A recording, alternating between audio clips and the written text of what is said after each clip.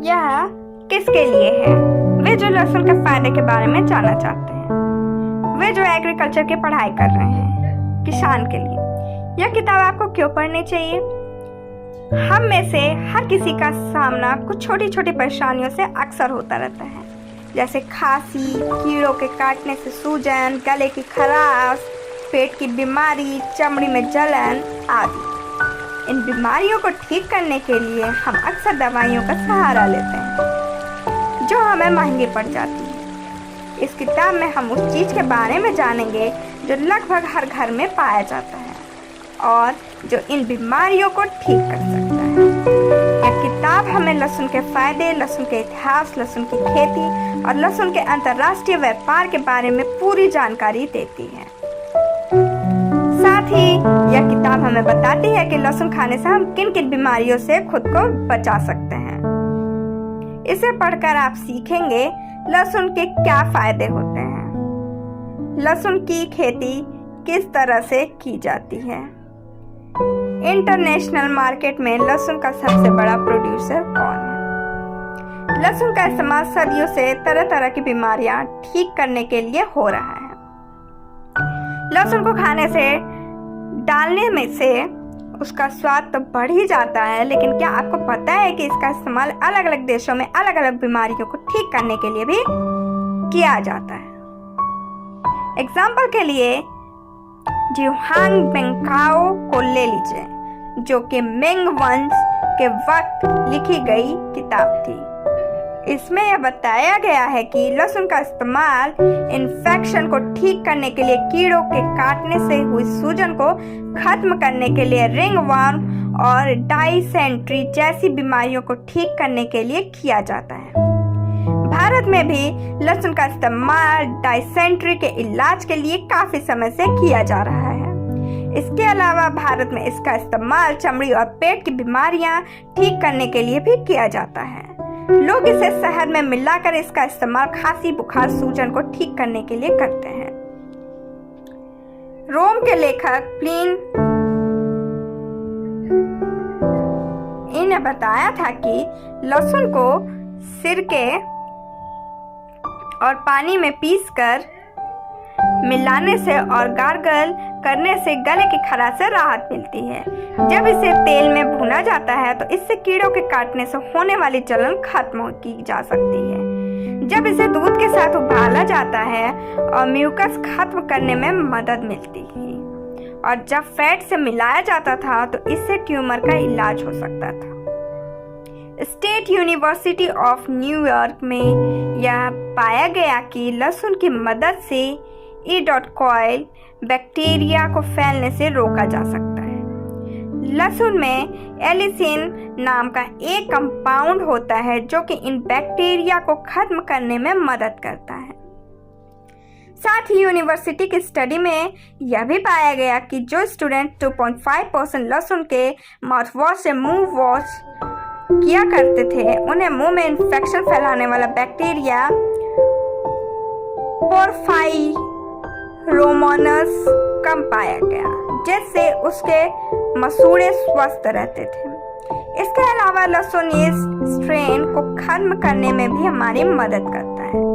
इस तरह से हम आज भी लहसुन की खूबियों को समझ रहे हैं और इसका इस्तेमाल कर रहे हैं। बहुत से लोग लहसुन खाने से सालों तक कतराते रहे, लेकिन अंत में यूरोपियंस ने उसे अपनाया। रोम के शाही परिवार के लोग लहसुन नहीं खाते थे क्योंकि उन्हें लगता था कि यह किसानों का खाना है और इसे बीमार लोग खाया करते हैं। यहाँ तक कि जब रोम साम्राज्य खत्म हो गया तब भी लोग इसे खाने से कतराते रहे। इसके अलावा एंग्लो सैक्सन्स के लोग भी इसे नहीं खाते थे। रोम की सभ्यता का जन्म बैक्टीरिया की सभ्यता से हुआ था। पहली से 5वीं सदी के बीच में बैक्टीरिया में पार्सली, थाइम, पत्ता गोभी, एस्पार्गस, लीक, सलाद और लहसुन की खेती शुरू की गई। लेकिन समय के साथ रोमन्स ने ब्रिटेनिया के साथ साथ वहां का खाना खाना भी छोड़ दिया। उन्हें देखकर बहुत से दूसरे लोगों ने भी उनकी नकल की और उन्होंने भी लहसुन खाना छोड़ दिया। रोम के सैनिक भले ही लहसुन खाते हों, लेकिन शाही लोग कभी उसे हाथ नहीं लगाते थे। उनका मानना था कि यह सिर्फ डॉक्टरों के इस्तेमाल के लिए होता है। लेकिन मध्यकाल में सब बदलने लगा। यूरोप के लोगों ने अपने खाने में लहसुन का इस्तेमाल करना शुरू किया। इसकी शुरुआत मॉक्स ने की थी। वे उसे पहली से 5वीं सदी तक अपने बगीचों में उगाया करते थे और उसे अपने खाने के साथ खाया करते थे। आखिरकार शाही परिवार के लोगों ने भी लहसुन को अपनाना शुरू किया। जब कैथरीन दी मेडिसी की शादी फ्रांस के राजा हेनरी से हुई, तो वे अपने खुद के बावर्चियों को फ्रांस लेकर आई। वहां पर उन बावर्चियों ने लहसुन को खाने में मिलाकर उसे पकाना शुरू किया। लोगों को यह बहुत पसंद आया। लहसुन के दीवानों में से कैथरीन के दामाद भी शामिल थे, जो इसकी सुगंध से ही प्यार कर बैठे। इस तरह से सालों तक नकारे जाने के बाद लहसुन को खाने में शामिल किया गया। लहसुन उगाने के लिए ठंडे मौसम और पानी की जरूरत होती है। अब हम देखेंगे कि किस तरह से आप लहसुन उगा सकते हैं। लहसुन ठंडियों में उगते हैं। ओस पड़ने के 3 या 4 हफ्ते पहले आपको इन्हें बोना है। इन्हें ऐसी जगह पर लगाइए जहां इन्हें धूप मिल सके। अक्सर लोग लहसुन को दूसरी फसलों के बगल में उगाते हैं, लेकिन आप चाहे तो इन्हें अपने बगीचे के फूलों के बगल में भी लगा सकते हैं। लेकिन इस बात का ध्यान रखिए कि जिस जमीन में आप इस साल लहसुन उगाएं, उसमें अगले साल मत लगाएं। इससे आप पौधों को होने वाली बीमारी से उन्हें बचा पाएंगे। लहसुन उगाने के लिए आपको ऐसी मिट्टी चाहिए जिसे हल्का सा दबाने पर वो आसानी से पाउडर बन जाए। उसमें नेचुरल खाद डालिए। उसे ऐसा बनाइए कि वो पानी आसानी से सोख ले। मिट्टी की pH वैल्यू 6.0 से 7.5 होनी चाहिए। आप मिट्टी में कम से कम 6 इंच तक कंपोस्ट और खाद मिलाइए। इसके बाद आपको लहसुन को उगने के लिए जगह, पानी और थोड़ी खाद देनी होगी। पौधे लगाने के लिए आप लहसुन के टुकड़ों को जमीन में हाथ से घुमाकर गाड़ना शुरू कीजिए। उन्हें इस तरह से गाड़िए कि उनके ऊपर की पेपर जैसी परत ना निकले। हर पौधे के बीच में कम से कम 6 इंच का स्पेस छोड़िए। हर लाइन के बीच में 8 इंच का स्पेस छोड़िए, ताकि उन्हें जरूरत पर धूप मिल सके। साथ ही आप अपने पौधों को हफ्तों में 1 दिन पानी दीजिए। इतना पानी दीजिए कि जमीन 2 इंच गहराई तक भीग जाए। खाद मिलाना उतना भी जरूरी नहीं है, लेकिन उसे मिला देने से उन्हें उगने में मदद मिलेगी। नाइट्रोजन के खाद लहसुन के लिए फायदेमंद है। इतना करने के बाद आप बस उसे समय समय पर पानी देते रहिए। कुछ महीनों के बाद आपके लहसुन के बल्ब तैयार हो जाएंगे। जब लहसुन के पौधों की पत्तियां सूखने लगे, तो उन्हें निकालने का समय आ गया है। वैसे लहसुन को कम खोद कर निकालना है, इसका कोई एक समय नहीं होता, लेकिन बहुत से किसानों का मानना है कि जब लहसुन के आधे पत्ते सूखकर भूरे हो जाएं, तो उसे खोद कर निकाल लेना चाहिए। बहुत से किसान अंदाजे के हिसाब से अपने लहसुन को बाहर निकालते हैं। जब उसके पत्ते सूखने लगते हैं, तो वे हर दिन उस पर निगरानी रखते हैं, और जब उन्हें लगता है कि उनका लहसुन पूरी तरह से तैयार है, तो वे उसे निकाल लेते हैं। लहसुन को अगर आप बहुत जल्दी निकाल लेंगे, तो उसके बल्ब अच्छे से विकसित नहीं हो पाएंगे। अगर आप उसे देर से निकालेंगे, तो उसमें बैक्टीरिया लग जाएंगे और वो खराब हो जाएगा। इसलिए लहसुन को समय से मिट्टी से बाहर निकालना बहुत जरूरी है। लहसुन को निकालते वक्त उसके आसपास की मिट्टी को खोदकर निकाल दीजिए, ताकि उसे खींचने में आसानी हो जाए। उसे निकालने के बाद उसके ऊपर की मिट्टी को ब्रश से साफ कर दीजिए। लहसुन को स्टोर करके रखने के लिए आपको उन्हें एक ठंडी जगह पर रखना होगा। लहसुन को धो देने के बाद आप उन्हें किसी डारे पर लटकाकर 1 हफ्ते के लिए सूखने दीजिए। इसके बाद फिर से उन्हें ब्रश से अच्छे से साफ करके उन्हें 1 महीने के लिए लटकाकर छोड़ दीजिए। ठंडियों में लहसुन को बचा कर रखने के लिए उन्हें 56 से 59 डिग्री फ़ारेनहाइट के तापमान पर 45% से 50% ह्यूमिडिटी में रखिए। लेकिन उन्हें फ्रिज में रखने की गलती मत कीजिए, क्योंकि इससे उनकी जड़ें उगने लगेंगी और उनका स्वाद खराब हो जाएगा।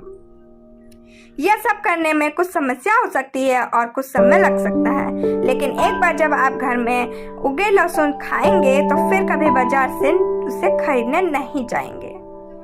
चाइना में सबसे ज्यादा लहसुन उगाया जाता है और अंतरराष्ट्रीय लहसुन के मार्केट पर उसका कब्जा है। नॉर्थ अमेरिका के मार्केट में चाइना से इंपोर्ट किया गया लहसुन मिलता है। इस लहसुन की क्वालिटी के साथ साथ कीमत भी बहुत कम होती है। United Nations Food and Agriculture Organization की माने तो दुनिया भर का 75% लहसुन चाइना में उगाया जाता है। अमेरिका के किसानों के लिए समस्या की बात है। 2000 से 2005 के बीच में अमेरिका लहसुन का इंपोर्ट 3,65,000 पाउंड से बढ़कर 8,60,00,000 पाउंड तक पहुंच गया है। कैलिफोर्निया में हर साल इससे 50 लाख पाउंड कम लहसुन उगाया जाता है। कनाडा लहसुन अच्छे से उगा ही नहीं पाता। दुनिया भर के किसानों को चाइना के लहसुन से प्रतियोगिता करनी पड़ती है और इसमें वे अक्सर हार जाया करते हैं।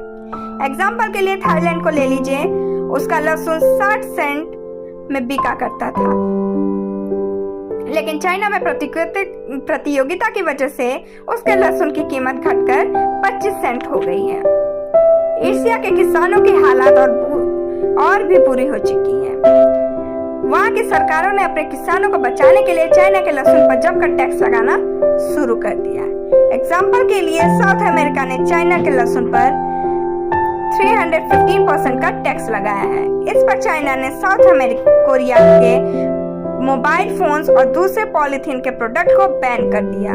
2011 में चाइना 11,000 पाउंड लहसुन इंडिया में स्मगल कर रहा था, लेकिन बिहार की सरकार ने उन्हें पकड़ लिया। इस तरह से चाइना के लहसुन पर एक अधिकार की वजह से लोगों को बहुत सी समस्याओं का सामना करना पड़ रहा है। लेकिन अगर अपना लहसुन खुद से उगाएंगे तो आपको इस समस्या का सामना नहीं करना पड़ेगा। लहसुन के फायदों को पाने के लिए उसे कच्चा ही खाना शुरू कीजिए। लहसुन के एक टुकड़े में लगभग 5 मिलीग्राम एलिसिन होता है। एलिसिन एक एंटीऑक्सीडेंट है जो आपके शरीर में हो रही जलन और ईस्ट इन्फेक्शन को ठीक करता है और साथ ही आपको इम्यून सिस्टम को मजबूत बनाता है। लहसुन को कच्चा खाने से दिल की बीमारियों का और तरह तरह के कैंसर और इन्फेक्शन का रिस्क कम हो जाता है। लेकिन अगर आप इसे हल्का सा भी पका देंगे तो इसका जादू खत्म हो जाएगा।